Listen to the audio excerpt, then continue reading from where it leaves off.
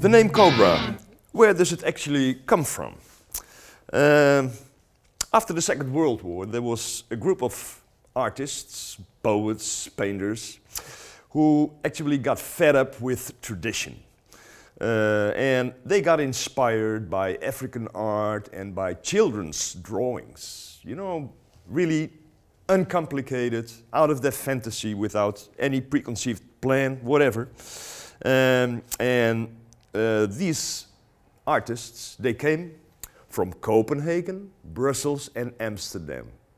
That's actually the origin of the name Cobra. And the only thing traditional about this group of artists was the materials they used.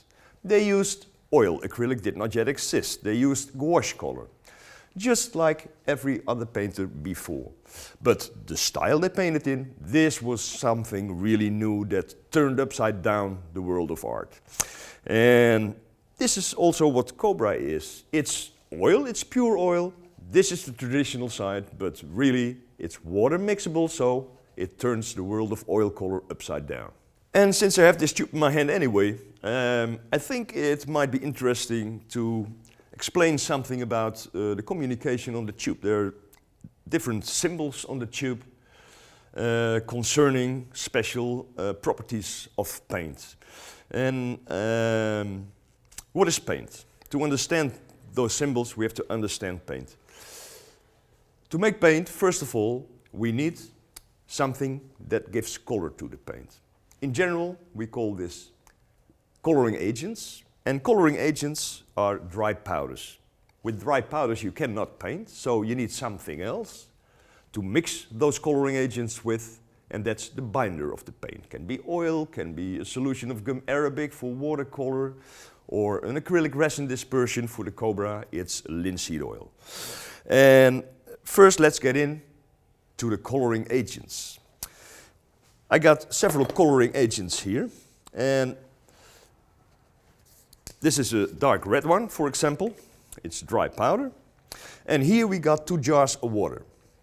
Now let's pretend that the water is a binder. In reality it's not. It's a solvent. It evaporates completely out of your paint. The meaning of a binder actually is that after drying, the binder will form a film in which the coloring agent is protected, and the binder takes care of the adherence to the substrate. But for what I want to show you now, it's easier to use water. So theoretically we're going to make some paint. And when I put a little bit of this coloring agent into my binder, so to speak, then let's see what happens. It's beautiful. And actually I don't have to do anything. My coloring agent is dividing itself into my paint all by itself. When we help it a little bit,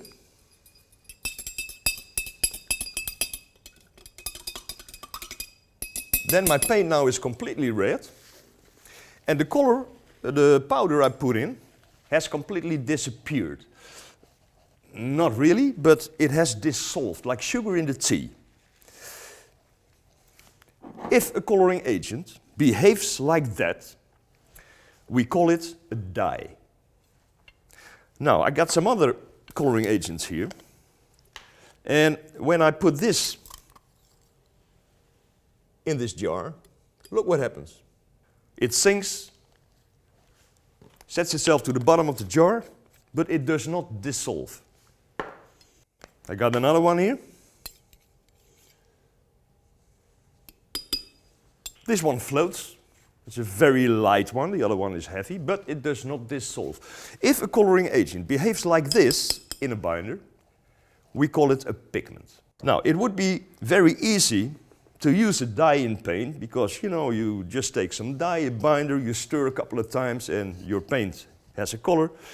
But still we never do that. We never use dyes to make artist materials, artist paints.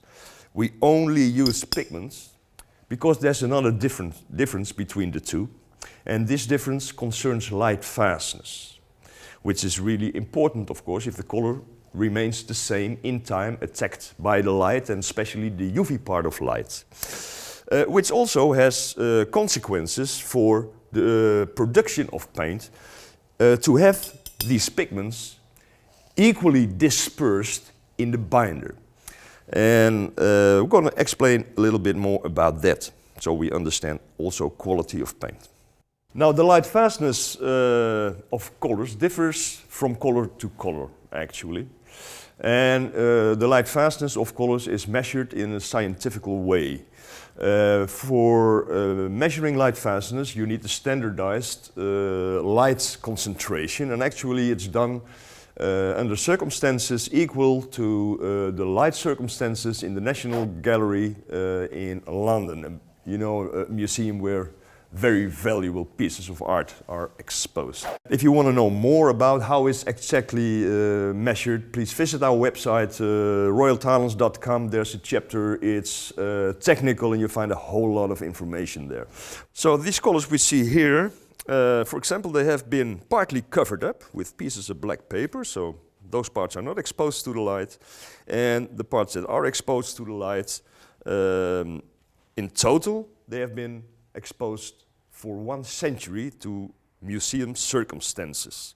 And then, after 1 century, which we do in about 3 weeks in special light chambers, we take off the pieces of black paper and you see that some colors have faded completely and others have not. So you would not like to have this one in your painting, would you? We better use colors like this. Now, when we draw an 8-step light fastness scale, so this is 1, very poor light fast, 8, completely light fast, 2, 3, 4, 5, 6, 7. And we look at the light fastness of dyes and pigments, then the light fastness of dyes is never higher than 6 on this scale. And in this area, it's just a few. Most dyes are in this area. Pigments, we find, from very poor till excellent. Some pigments actually are completely 100% light fast. They will never change, as far as we know. On the packaging of all Royal Talents products, we find symbols for light fastness. And actually, we have 4 possibilities. We have a 0, 1 plus, 2 pluses and 3 pluses. And on the 8-step scale, I'm talking about these areas. 3 pluses is from 7 till 8, 2 pluses 6 till 7, 1 plus 5 till 6, and a 0 everything lower than 5. Well, a 0 hardly exists in the Royal Talents products. It's only the reflex colors, because light fast reflex pigments do not exist. A color with a 0 will have faded after being exposed to those museum circumstances in between 0 and 10 years. 1 plus in between 10 years and 25 years. 3 pluses, 25 till a century.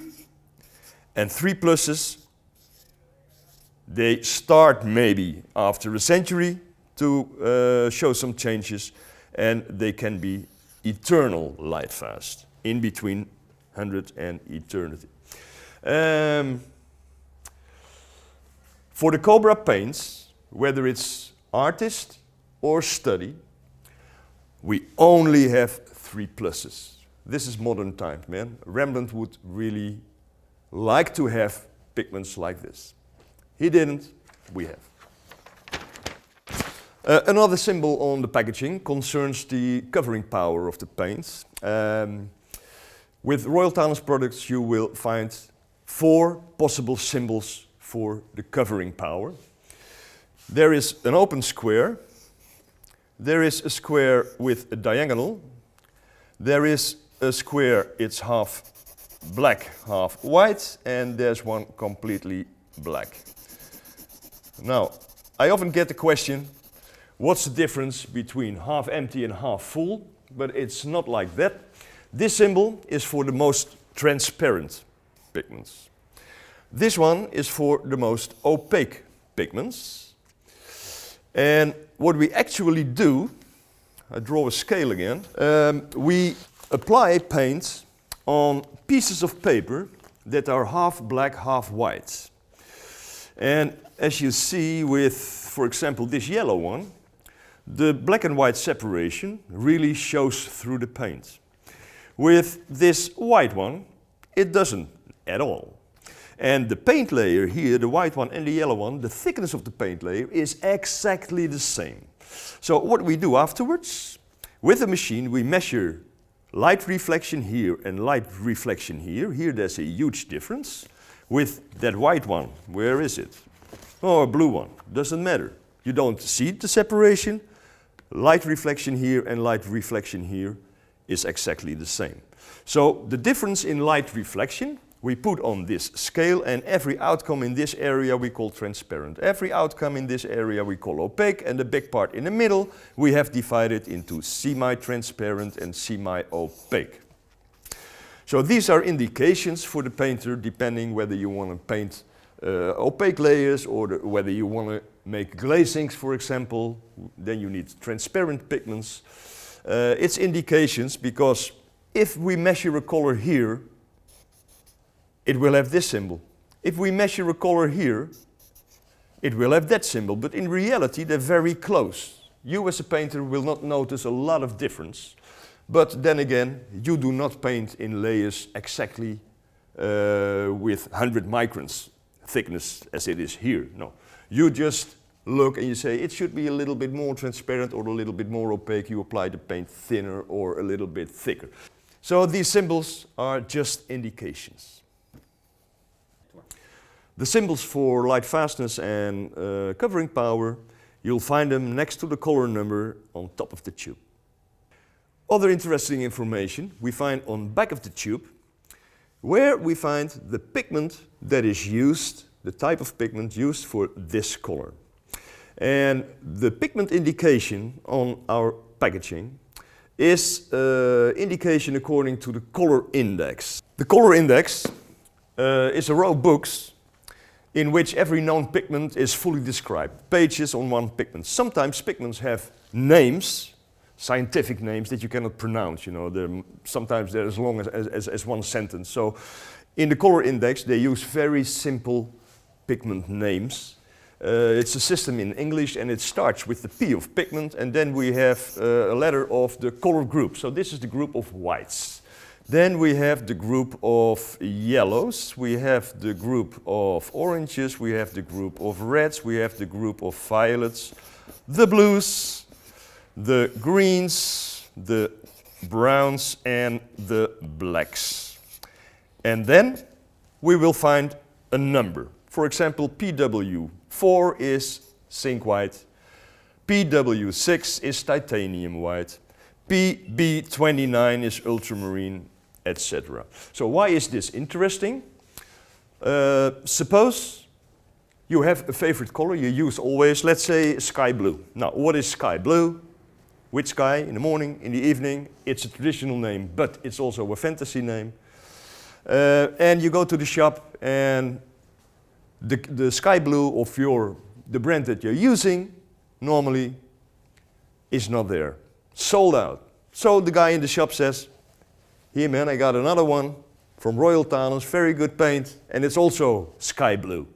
And then you come home and you notice that mixing with that sky blue is completely different than mixing with the color that you're used to. Because this sky blue might have been produced with a completely different blue pigment. Like I said, what is sky blue? So you better look at the pigment used in a certain color. Then it does not mean that the color is 100% the same, but at least the mixing abilities are very similar. Okay guys, that's it for today. Hope to see you next time, and then we have a closer look to the production process of paint in general. See you next time, bye bye.